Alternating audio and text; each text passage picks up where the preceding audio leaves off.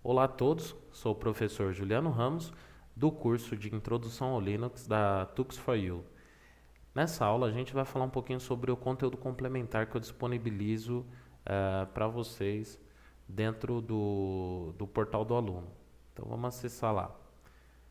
Vamos acessar aqui, conteúdo complementar. Eu sempre dou a dica para você clicar aqui em outra janela, que aí você abre o conteúdo em tela cheia, né? Fica mais fácil para estudar assim. O primeiro link é o link da Wikipédia, que fala um pouquinho sobre a história do Linux. Então, a história do Linux é interessante você acompanhar, entender um pouquinho mais, conhecer mais sobre Linus Torvalds, né, e sobre a origem do sistema operacional Linux, que vem do Unix. O Unix é um sistema operacional proprietário, geralmente utilizado em computadores de grande porte, né? Então, a gente tem até aqui nós temos aqui a origem do Unix, né? Então, você pode acompanhar desde 1969 as versões, né? As ramificações. Então, acaba chegando aí ao Linux, ao Minix, né? Então, no começo a gente tinha o Unix, né? Que era esse sistema operacional proprietário. Então, vai vindo as ramificações e nós vamos chegar aqui ao Minix, e do Minix deu origem ao Linux. Também tem outras raízes que vai levando ao mundo BSD. Então a gente também tem as raízes do Unix que veio para o BSD, tá? Então lá, baseado na versão 6 do Unix, começou a raiz aqui do BSD. BSD significa Distribuição de Software de Berkeley, da Universidade de Berkeley. BSD não tem a mesma licença do Linux, e foi escrito de outra maneira, tá? Ele tem a própria licença, que é a licença BSD.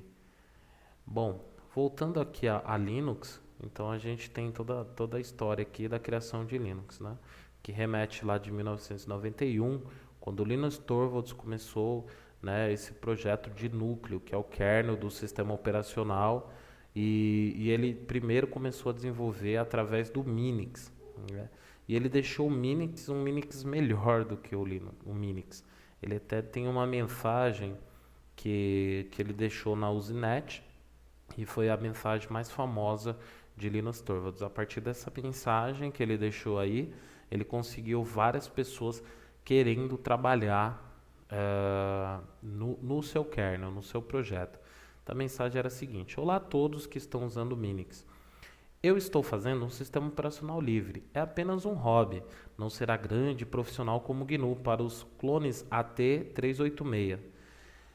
Está sendo desenvolvido desde abril e está quase pronto. Gostaria de receber qualquer feedback sobre o que as pessoas gostam ou não gostam no Minix, uma vez que meu sistema operacional se parece um pouco com ele. Mesmo layout físico de sistema de arquivos, devido a razões práticas, entre outras coisas. No momento eu portei o Bash e o GCC, e as coisas parecem funcionar. Isto implica que irei conseguir fazer algo prático dentro de poucos meses e gostaria de saber quais características a maioria das pessoas gostaria que tivesse. Qualquer sugestão são bem-vindas, mas não prometo que eu vá implementá-las. Linus Torvalds. Então, essa mensagem que ele encaminhou na Usenet acabou atraindo uma legião de desenvolvedores para esse kernel que ele estava desenvolvendo, né? E daí deu toda a origem da saga Linux, né? A licença GNU GPL.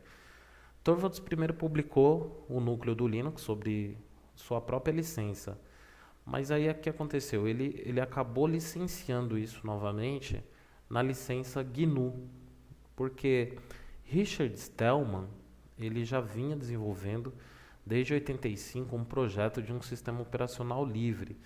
E aí, através da Fundação de Software Livre, que é a FSF, ele criou a licença, que é a licença GNU, General Public License, tá? E aí, o que acontece? Vamos abrir aqui. A GNU, General Public License, tá? A licença GNU, ou simplesmente GPL, é a descrição da licença software livre idealizada por Richard Stallman. Então, você ainda não conhece Richard Stallman, é o cidadão aqui. Em 1998 e 1989, no âmbito do projeto GNU. Tá? Então, essa licença, ela foi registrada através da fundação do software livre, a Free Software Foundation, tá? E Linus Torvalds registrou seu kernel nessa licença. Logo, esse kernel foi incorporado ao sistema operacional GNU. Por isso, alguns defensores dizem que a gente tem que chamar o sistema de GNU Linux e não somente Linux, porque o kernel é só o núcleo, mas